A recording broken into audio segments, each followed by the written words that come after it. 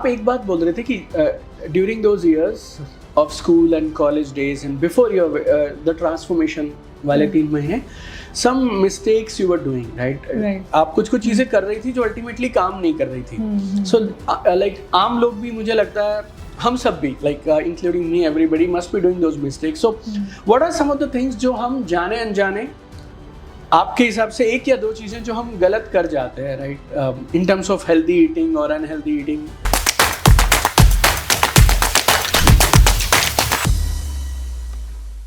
बहुत सारी चीज़ें हैं, ये भंडार है जो मिथ्स का और इन सब चीज़ों का. सबसे बड़ी आई थिंक मिस्टेक ये होती है कि हमें लगता है हम हेल्दी खाते हैं. बहुत सारे लोगों को ये मिसकंसेप्शन रहती है कि हाँ हम हेल्दी खाते हैं. क्यों? क्योंकि हम तो ब्राउन ब्रेड ले रहे हैं, हम वाइट ब्रेड नहीं ले रहे. हम तो ये हेल्दी बिस्किट ले रहे हैं जिसके ऊपर हेल्दी लिखा हुआ है. और हम चॉकलेट नहीं खा रहे, हम एनर्जी बार ले रहे हैं. एनर्जी बार तो प्रोटीन बार लिखा हुआ है उसके ऊपर. बट एक्चुअली पलट के देखें तो रियलिटी कुछ और होती है. ब्राउन ब्रेड में रिफाइंड फ्लावर लिखा हुआ है और मतलब उसका सिर्फ नाम है brown bread, but it's not actually healthy. तो हमें लगता है हम हेल्दी खा रहे हैं बट वो एक्चुअली में हेल्दी है नहीं. अगर ऐसा होता तो इंडिया जो ओबेसिटी में रैंक 3 पे नहीं होता. हमें इंडिया को diabetes capital of the world कहा जाता है, वो नहीं होता. हर 5 में से 1 वुमेन को पीसीओडी की प्रॉब्लम है, वो नहीं होती. ये सारी लाइफस्टाइल रिलेटेड प्रॉब्लम्स हैं जो मैं बता रही हूँ. इसका मतलब हमारी डाइट कहीं ना कहीं ठीक नहीं है. सो हमें लगता है हम हेल्दी खाते हैं बहुत सारे लोगों को, बट वो एक्चुअली हेल्दी खा नहीं रहे होते. सो ये एक चीज़ है कि learn about your food, be more aware. अगर आप हेल्थ कॉन्शियस हो तो आप देखो कि आप सच में कोई आपको पागल तो नहीं बना रहा थ्रू मार्केटिंग और थ्रू अदर गिमिक्स. तो ये एक चीज़ है. उसके अलावा हम लोग खाने को लेबल कर देते हैं कि ये गलत खाना है. फॉर एग्जांपल कार्ब्स खराब होते हैं, जबकि ऐसा नहीं है. कार्ब्स बहुत ज़रूरी मैक्रो न्यूट्रिएंट है. फैट बुरा होता है, ऐसा नहीं है. ये सब चीज़ें ज़रूरी हैं. फाइंडिंग द राइट थिंग, किस तरह का कार्ब, वो प्रोसेस्ड कार्ब ना हो, वो होल ग्रेन हो, तो वो हेल्दी है, ज़रूरी है, इसेंशियल है. हेल्दी फैट्स लो. तो चीज़ों की नॉलेज होना, तभी मुझे लगता है कि शायद जिस तरह से आजकल हम फाइनेंशियल लिटरेसी की बात करते हैं, हम इतनी सारी चीज़ों की बात करते हैं, हम हेल्थ लिटरेसी को बहुत ज़्यादा, ये एक ऐसा कॉन्सेप्ट है जिसको कोई इम्पोर्टेंस नहीं मिल रही. राइट. सो health education, literacy, awareness, knowledge ये होगी तो अगर जस्ट इमेजिन कि अगर स्कूल लेवल से ही ये सब चीज़ें लोगों को बताई जाए, बच्चों को पता हो कि क्या मेरा लंच बॉक्स एक बैलेंस्ड मील है, तो ये प्रॉब्लम्स कभी अराइज ही ना करें.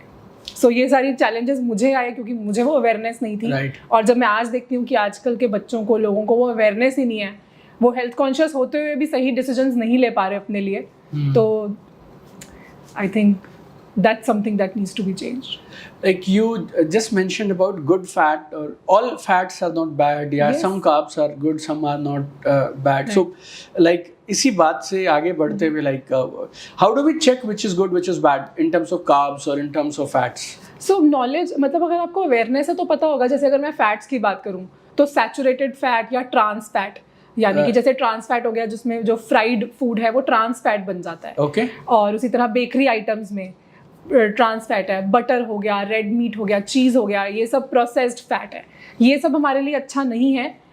इसको लिमिट में खाना चाहिए. और दूसरा हेल्दी फैट्स हो गए जो नट्स और सीड से मिलता है, जैसे सनफ्लावर ऑयल, पीनट ऑयल, जो प्रोसेस्ड नहीं है, या फिर जो कोल्ड प्रेस्ड ऑयल्स होते हैं, ये सारे हेल्दी फैट्स हैं.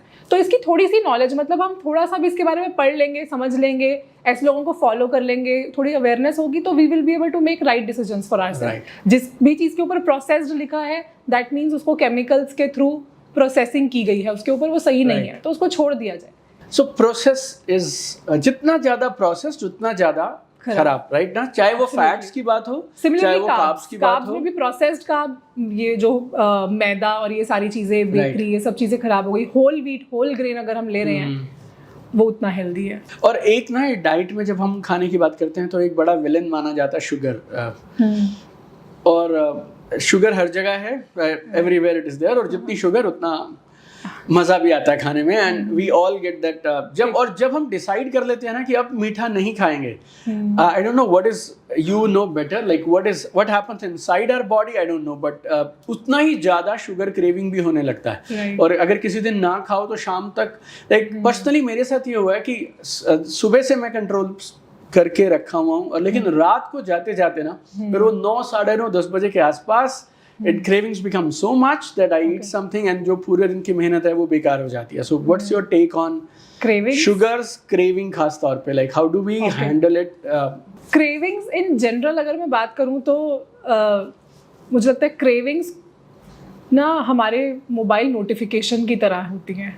ओके. अगर हम अपने फ़ोन की सारी नोटिफिकेशंस ऑन रखेंगे तो वो बारी बारी आती रहेगी और हम डिस्ट्रैक्ट होते रहेंगे. हमारा मन करेगा कि ये मैसेज आया, किसी ने कमेंट करा है, रिप्लाई करा है, लेट्स ओपन इट. तो उसको बंद करना होगा.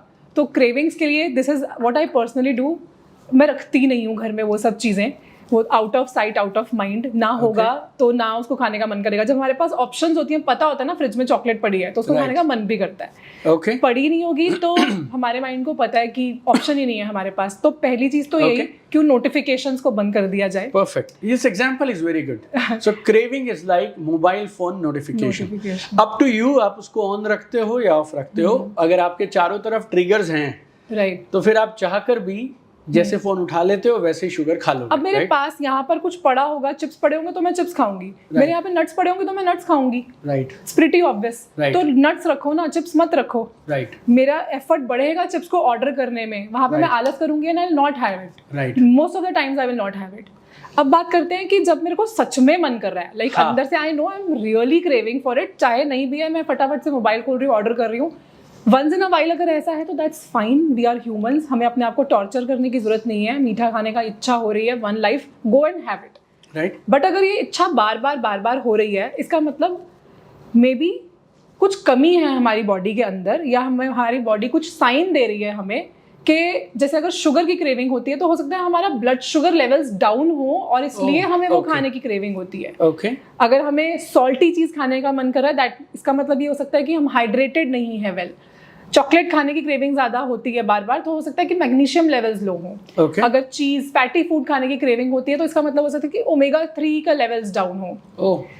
तो ये कुछ बॉडी के सिग्नल्स हो सकते हैं, साइंस हो सकते हैं कि बार बार अगर हमारा कुछ मन कर रहा है, जैसे अगर हम टी एंड कॉफी की हमें बार बार नीड हो रही है तो ये कोई क्रेविंग नहीं है. इसका मतलब है कि फिजिकल डिपेंडेंसी है चाय और कॉफी पे.